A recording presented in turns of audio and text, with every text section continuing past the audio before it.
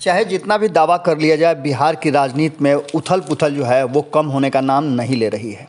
जैसा कि आप सभी जानते हैं कि एक तरफ जहां एनडीए के भीतर जो 24 सीटों के स्थानीय निकाय कोटे से चुनाव होने हैं एमएलसी के, उसको लेकर के सरगर्मी बढ़ी हुई है। वहीं महागठबंधन में भी आपने देखा कि किस तरह से आपसी विवाद हुआ और दो बड़े जो घटक दल थे वो अलग अलग चुनाव लड़ने के लिए अपने उम्मीदवारों की घोषणा कर चुके हैं।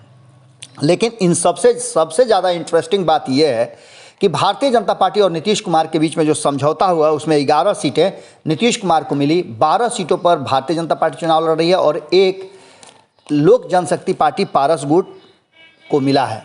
इन सारी बातों को लेकर के जैसा कि आपने देखा था कि 2020 के चुनाव में जिस तरह से महागठबंधन और एनडीए के बीच में टक्कर था, लेकिन इस टक्कर को और ज़्यादा दिलचस्प बना दिया था चिराग पासवान ने। चिराग पासवान को एनडीए में जगह नहीं मिली और पूरा सम्मान नहीं मिलने के कारण वो गुस्से में आ गए और उन्होंने अपने पार्टी के सिंबल पे चुनाव लड़ने की घोषणा की और अकेले चुनाव लड़ने की घोषणा की। उसमें वो काफ़ी हद तक सफल भी नजर आए और अपने उम्मीदवारों को खड़ा किया, जिसके कारण ये बातें तय होने लगी और ये बातें चर्चा में आ गई कि नीतीश कुमार के खिलाफ उन्होंने स्पष्ट कहा भी था कि नीतीश कुमार जहाँ जहाँ से अपने उम्मीदवार उतारेंगे वहाँ वहाँ से वो अपने उम्मीदवार उतारकर नीतीश कुमार को सत्ता के करीब नहीं पहुँचने देंगे। हालांकि बहुत हद तक चिराग पासवान अपने मकसद में सफल हो गए थे।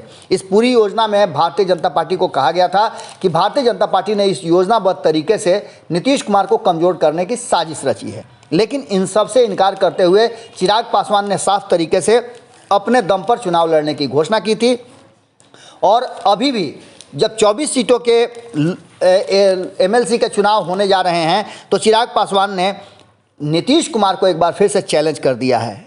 जैसे ही नीतीश कुमार की जदयू ने 11 उम्मीदवारों के नामों की घोषणा कर दी, जिसमें 3 महिलाओं को स्थान दिया गया है। वहीं आपको बता दें कि अलग अलग जातीय समीकरण का भी ध्यान रखा गया है। राजपूत उम्मीदवार 3 खड़े किए गए हैं, उनके नाम घोषणा की गई है।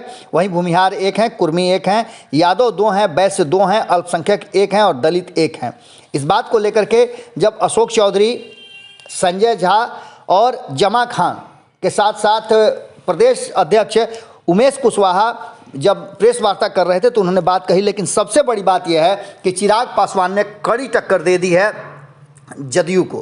जदयू को खास करके देखा जाए तो नीतीश कुमार के खिलाफ चिराग का लिस्ट जारी होते ही हल्ला बोलने का जो कार्यक्रम था वो शुरू हो चुका है। एक तरफ जहां वैशाली में पशुपति गुट के उम्मीदवार के खिलाफ वो अपने उम्मीदवार उतार रहे हैं, वहीं मुजफ्फरपुर और हाजीपुर को लेकर के भी वो काफ़ी मुखर हैं।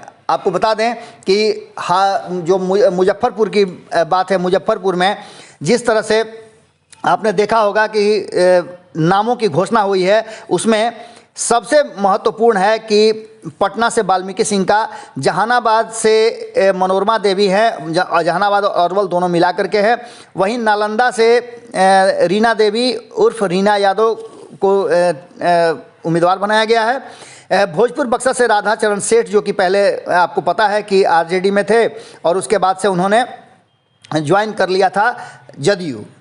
नवादा से सलमान रगीब हैं, पश्चिम चंपारण से राजेश राम हैं और मुजफ्फरपुर से दिनेश प्रसाद सिंह हैं, जिनको लेकर के चिराग पासवान उनके विरुद्ध मजबूत उम्मीदवार खड़ा करने का पूरा प्लान बना चुके हैं और उसकी तैयारियां भी शुरू कर दी हैं। आपको पता है कि दिनेश प्रसाद सिंह वही है वीना सिंह के पति हैं और उनसे काफ़ी ज़्यादा नाराज़ थे चिराग पासवान, क्योंकि आपको पता है कि चिराग पासवान के पार्टी में ही वो थी जिनको टिकट दे करके उनकी पत्नी को सांसद बनाया था लोक जनशक्ति पार्टी ने।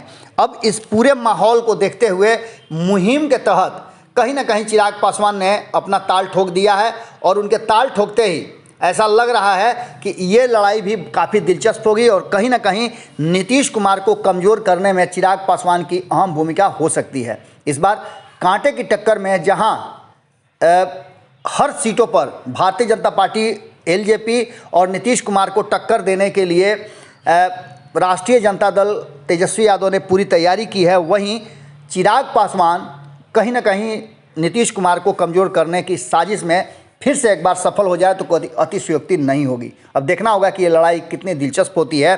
कहा तो ये जा रहा है कि ये सेमीफाइनल है या कहा जाए तो ट्रायल मैच है 24 और 25 का। जुड़े रहिए भारत लाइव के साथ, खबरें अभी और भी हैं। अगर ये वीडियो पसंद आई और वह बिहार के राजनीति और बिहारियत से सरोकार रखेनी तो सब्सक्राइब बटन दबा के चैनल के सब्सक्राइब कर ली। ओजे एगो घंटी बा, ओकरा बटन दबा देला से कुल सटीक और मारक खबर रुआ मुफ्त में मिल जाई। अगर रुआ पत्रकारिता के हमनी के नया प्रयोग में सहयोग कर चाहतानी तो ज्वाइन बटन दबा दी।